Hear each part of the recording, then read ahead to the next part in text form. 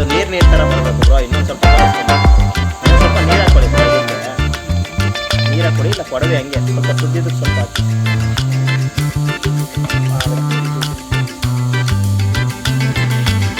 ನಾನು ಇನ್ನೊಂದು ವಾಯ್ಸ್ ಕೊಟ್ಬಿಟ್ಟು ಹೇಳ್ತೀನಿ ಈಗ ಪೊಟ್ಯಾಟೊ ಟ್ವಿಸ್ಟರ್ ಮಾಡೋದು ಹೀಗೆ.